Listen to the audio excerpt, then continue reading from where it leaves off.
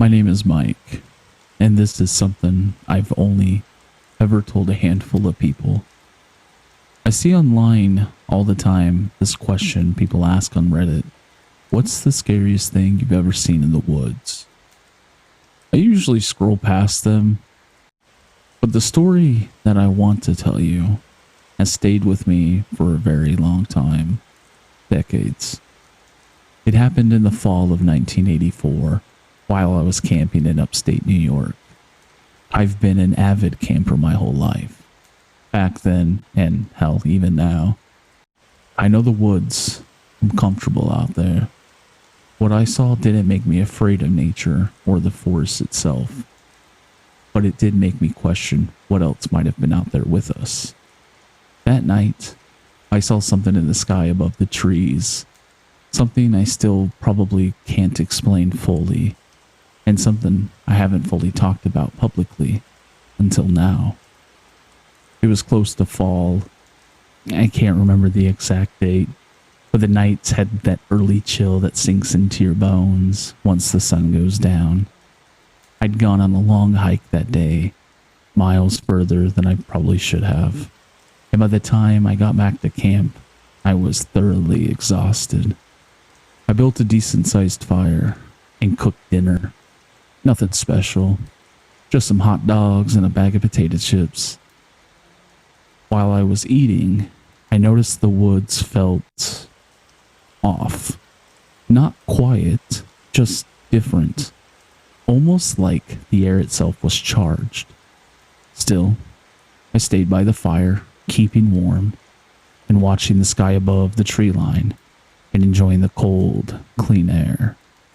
I'm not sure of the time, but it had at least been an hour after dinner. The sky was fully dark, and I was starting to feel drowsy when I noticed something overhead. At first, I thought it was a star, but it blinked. Not randomly, it blinked in a pattern, almost like Morse code. I sat there watching it for a good 30 minutes, trying to convince myself it was just a satellite or, hell, even a plane.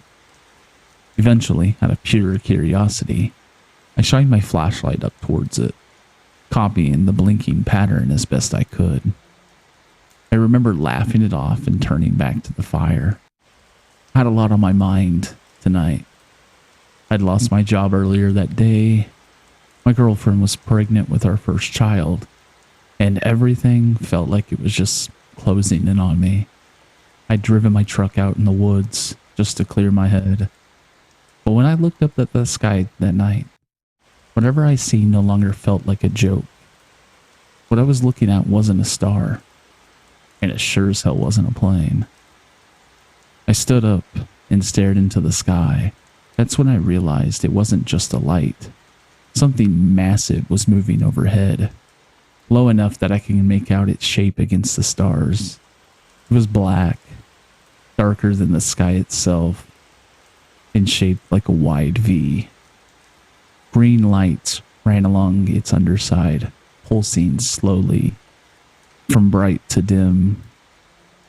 It moved far too slowly to be any plane I'd ever seen, and at times it just simply stopped, hovering in place.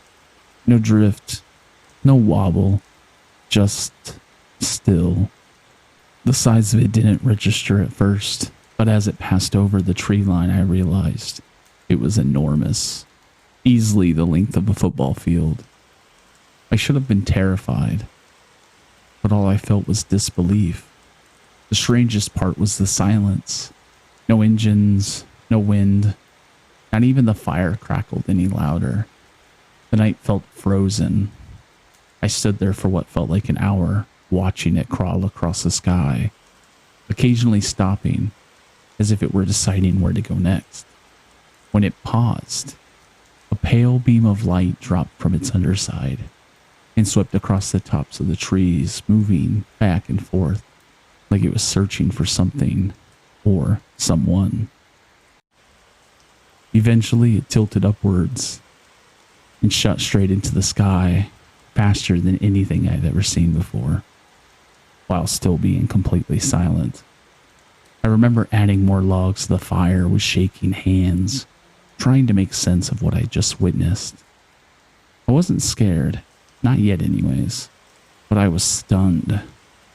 And I remember thinking, what an odd coincidence. And that must be the end of it. But, as always, I was wrong. Roughly an hour later, the craft returned, but this time it was coming from the opposite direction, moving straight toward my campsite. As it got closer, my heart started racing, and I was hit with this overwhelming sense of dread, like my body knew something was about to happen, well before my mind knew it. When it passed over me, it was close, far closer than before. But there was still no sound, no heat, no smell, nothing that made sense. Then it stopped directly above me. A blinding white light poured down from it, so bright I couldn't look up no matter how hard I tried. It felt like my eyes were on fire, and I had to shield my face just to keep from screaming. The light stayed on me for what felt like maybe 5 minutes. Later, I realized that my eyes ached for over a week afterward. When the light finally shut off and the craft moved away, I just stood there stunned. Once my vision cleared enough to look around, I realized the campsite was completely dark. The fire was out, nothing but cold ash. That didn't make sense. There was no wind, and I added several solid logs right before the craft came back. It should have burned for hours, but I had to restart the fire from scratch. As I sat there trying to process everything, I glanced down at my watch. It read 3 a.m., and my stomach dropped. I'd eaten dinner around 8. Saw the craft for the first time around 9. And the second encounter couldn't have been any later than 10 or 11. But somehow, hours were just gone. The only explanation I've ever been able to come up with is that whatever happened started around 11, and I lost close to 4 hours, somewhere in between. That's the part that still scares me the most. I can't account for that time, and the fire being completely burned out only reinforces it. It should have still been going very strong. But eventually I went to sleep. But for weeks afterwards, I was plagued by nightmares. In one of them, I'm standing back in the woods, surrounded by complete darkness.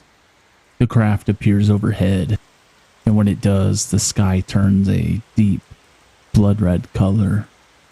The green lights on the craft pulse brighter and brighter, then dim, then surge again, like a heartbeat.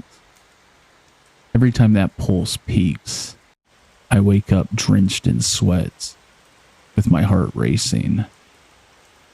If it wasn't that dream, it was another one that felt even worse, because it felt real. In it, I wake up to an intense light inches from my face. I'm in what appears to be a white room, or a room bright enough that I can't see everything else around me. But everything on me hurts, especially my eyes. I can make out figures standing over me. They have large heads, but the light is so blinding that I can't see their faces. I don't hear them speak out loud. Instead, their voices are just there, inside my head, calm, clinical, and detached. Those dreams are the ones that terrify me the most. And every time I have one, I notice small details I didn't before. Things that feel less like imagination and more like a memory. That's when it hit me. I don't think that second one is a dream at all. I think it is a memory. That night was the only incident like this I ever had. I kept camping after it happened, and I never felt again uneasy in the woods. I still can't explain what I saw. and I can't explain the dreams that followed.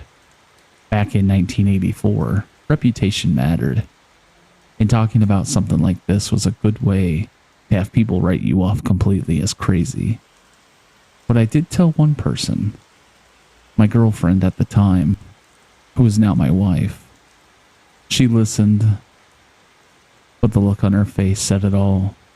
She told me I probably drank too much by the fire and had a bad dream. I don't blame her for that response, but it made me feel foolish enough that I never brought it up again. The reason I'm telling this now is because of something that happened last year. I went in for an x-ray on my shoulder. It aches every so often, nothing major. When the doctor showed me the x-ray, there was a small metallic object embedded near my shoulder, about the size of a grain of rice. They told me it wasn't something naturally found in the body, and asked if I'd ever had an injury or a surgery that could explain it. I hadn't.